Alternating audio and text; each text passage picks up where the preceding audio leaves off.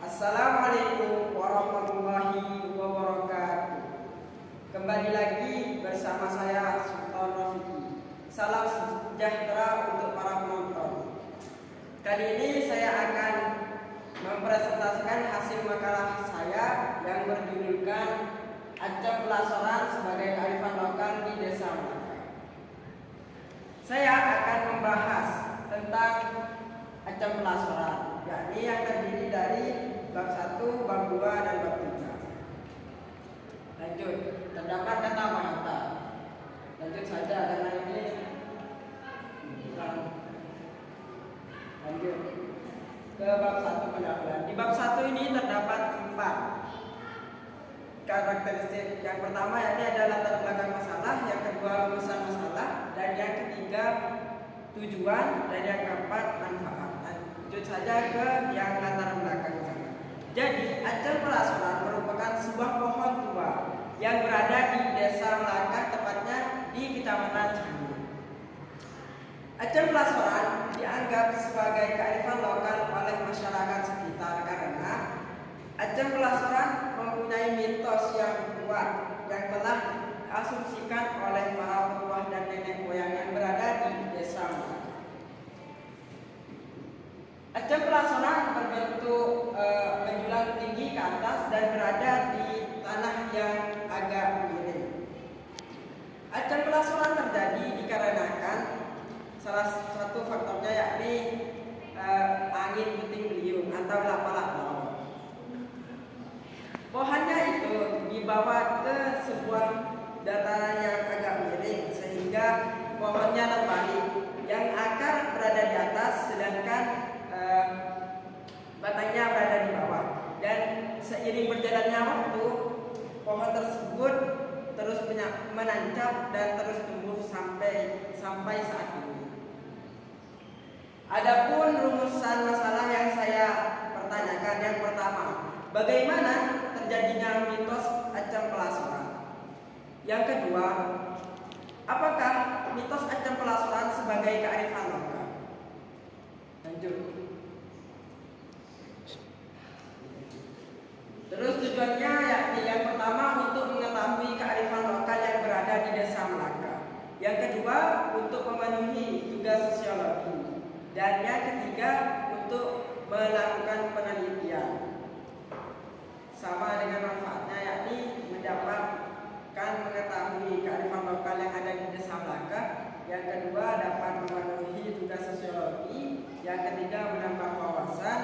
Yang keempat melakukan penelitian. Lanjut ke pembahasannya.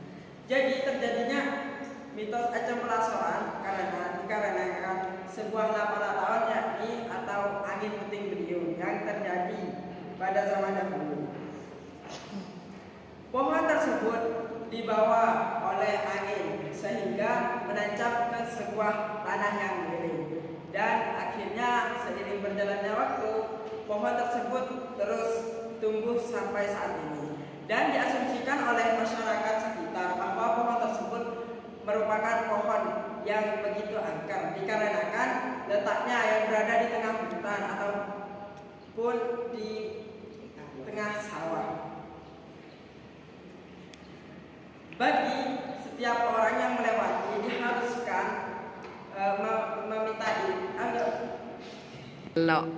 diharuskan untuk meminta izin atau memberi salam saat melewati pohon tersebut. Oleh sebab itu, masyarakat di sana berasumsikan apabila tidak memberi salam ketika melewati pohon tersebut akan diganggu oleh penunggunya. Apalagi sampai mengambil buah asamnya yang begitu lebat di pohon tersebut, maka apabila tanpa izin maka penunggunya akan marah besar sehingga membuat salah satu dari keluarganya mendapatkan musibah seperti sakit, terus kesurupan, terus mungkin ada yang sampai mati. Selain itu, masyarakat di sana berasumsikan bahwa mitos tersebut terdapat pesan tersembunyi yakni dari para petuah atau nenek moyang yang berada di Desa Melaka. Yakni mitos pesan tersembunyinya merupakan gini. mitosnya dulu. Mitosnya yakni berbunyikan apabila kita mau mengambil pohon asam yang ada di pohon acem pelasoran, maka kita harus meminta izin kepada penunggunya, yakni dengan cara mengucapkan salam, terus mengambilnya dengan secukupnya, bukan mengambil seenaknya maupun rakus gitu, bukan ngambil terus diambil semua gitu, cuman ngambil 3 mungkin paling banyak itu. Dan yang kedua, apabila masyarakat melewati pohon tersebut tanpa mengucapkan salam, maka sang penunggunya akan mengganggunya, seperti yang tadi saya ucapkan. Tetapi setelah saya meneliti lebih dalam lagi, ternyata di dalam mitos tersebut terdapat sebuah pesan tersembunyi, yakni pesan moral. Jadi kita sebagai manusia yang beragama, kita harus melakukan suatu tindakan apabila mau mengambil sesuatu, apalagi sesuatu yang kita ambil itu bukan milik kita sendiri. Yang pertama, kita harus mengambil sesuatu yang orang miliki, maka dari itu kita harus meminta izin kepada pemiliknya. Terus yang kedua, apabila ada suatu orang tua ataupun pohon acem pelasoran itu bisa disebut orang tua karena pohon yang sudah begitu tua usianya. Maka dari itu kita sebagai masyarakat di Desa Melaka, kita harus menghormatinya, sama halnya menghormati mitos yang telah ada. Maka dari itu kita harus mengucapkan salam ketika melewatinya. Faktor yang pertama agar tidak diganggu oleh penunggunya. Maka dari itu, dari setiap masyarakat di sana yang melewatinya, kita mengucapkan salam. Lanjut ke yang kedua, yakni B, yakni mitos acem pelasoran sebagai kearifan lokal. Yang pertama yakni ciri-ciri kearifan lokal.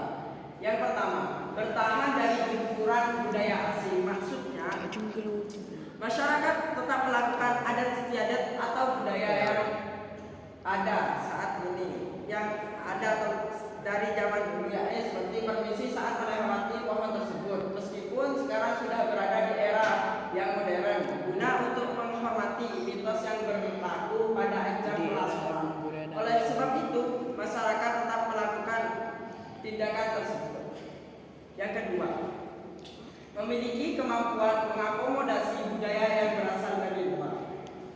Maksudnya, budaya yang terjadi pada acem pelasoran tetap menyerap budaya lama dan mengambil sisi positif dari budaya yang baru.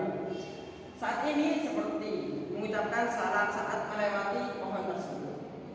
Dan yang ketiga, mampu mengintegrasikan budaya asing ke dalam budaya asli di Indonesia. Maksudnya, masyarakat tetap melakukan suatu adat istiadat yang beredar pada zaman dahulu, yang diedarkan oleh para petua ataupun nenek moyang yang berada di Desa Melaka, guna untuk melegendakan pohon tersebut dan budaya yang dilakukan, seperti pemberian sesajen ketika ada salah satu dari keluarga yang terkena seperti kesurupan maupun sakit, pasti penunggunya akan meminta sesajen. Budaya ini mengambil dari budaya luar yang beredar ke Indonesia saat ini. Terus yang keempat, mampu mengendalikan budaya asing yang masuk. Maksudnya, acem pelasoran dapat menjaga keasliannya karena tidak mudah memasukkan budaya luar ke dalamnya, sehingga tidak ada orang yang menjaga, sehingga tidak banyak orang yang mengambil ataupun melakukan dengan baik dan mengambil sisi positifnya dan membuang sisi negatifnya. Dan yang kelima, memberi arah pada perkembangan budaya di masyarakat. Maksudnya, menjadikan masyarakat memiliki etika dan adab yang harus dilakukan oleh setiap orang guna untuk memantapkan perilaku kita sebagai manusia. Karena di dalam mitosnya terdapat pengajaran etika dan adab. Lanjut ke karakteristik kearifan lokal. Yang pertama, harus menggabungkan pengetahuan kebajikan yang mengajarkan orang tentang etika dan nilai-nilai. Maksudnya, Acem Pelasoran mitosnya mengajarkan masyarakat desa Melaka untuk memiliki etika maupun adab yang seperti sebelumnya mereka mengambil buah asam diharuskan minta izin ke penunggunya dulu. Mengajarkan bahwasanya harus meminta izin setiap mengambil sesuatu kepada yang memiliki. Ketika mereka lewat, harus mengucapkan salam kepada penunggunya. Mengajarkan bahwa kita harus mengucap salam saat melewati jalan mana.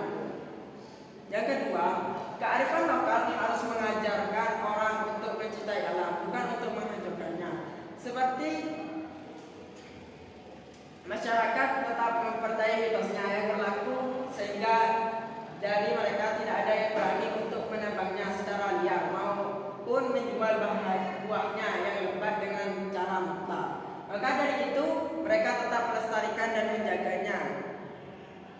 Dan yang ketiga, kearifan lokal harus berasal dari anggota komunitas yang lebih tua.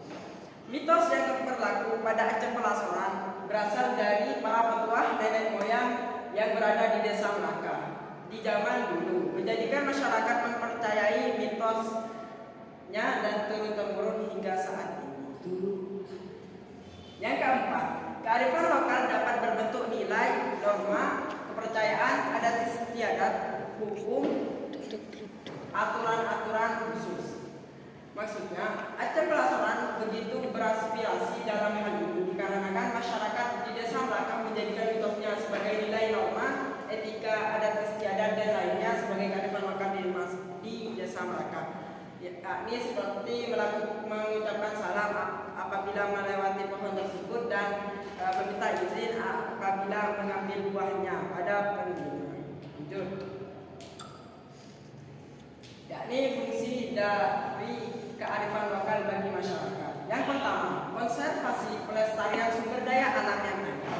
Maksudnya, melestarikan pohon asam yang mulai jarang tumbuh dikarenakan kritis lahan dan penebangan liar yang saat ini. Dan cara tumbuhnya pohon tersebut yang begitu unik menjadikan masyarakat mengedekannya dan mengkalamkannya bahwa pohon Acem Pelasoran merupakan pohon angker dan memiliki mitos yang sakral. Yang kedua, menjadi petuah, kepercayaan dan pantangan. Maksudnya, terdapat sebuah mitos pada pohon Acem Pelasoran bahwa masyarakat yang mengambil buah asam pada pohon tersebut tanpa izin sama penunggunya, maka salah satu dari keluarganya akan diganggu oleh siknya seperti sakit, kesurupan, gila, bahkan ada yang mati. Dan yang ketiga, menjadi ciri utama sebuah masyarakat. Maksudnya, masyarakat menjadikan pohon Acem Pelasoran sebagai ikon desa Melaka karena keunikannya dan legendanya pohon tersebut. Yang terakhir yakni jenis-jenis kearifan lokal. Yang pertama, kearifan lokal berwujud nyata atau tangible. Jadi Acem Pelasoran termasuk yang tangible karena keberadaannya benar-benar nyata. Keberadaannya yakni tempatnya di desa Melaka, Kecamatan Juni, Kabupaten Sampang. Pohon tersebut menjulang tinggi ke atas, begitupun juga dengan daun dan buah asamnya yang begitu lebat, sehingga dapat dilihat, diraba dan dirasakan buahnya. Tidak luput dari keangkerannya karena letaknya berada di tengah hutan dan hanya dilewati oleh para petani yang sedang bercocok tanam. Kebanyakan dari mereka tetap menghormati mitos yang masih berlaku di zaman-zaman sebelumnya hingga saat ini.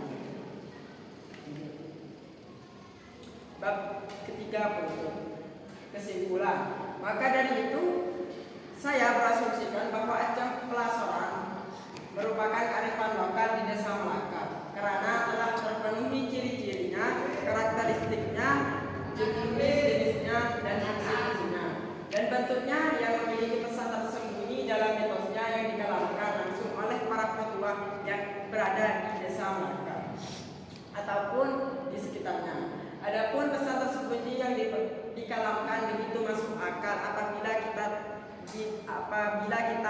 dinalari dengan otak. Adapun sarannya yakni oleh sebab itu kita harus menjaga kearifan lokal kita di daerah masing-masing agar dapat dikenalkan ke masyarakat di luar sana.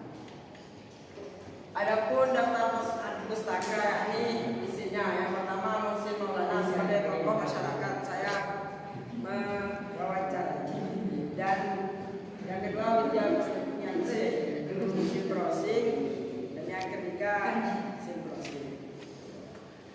Apabila ada kata-kata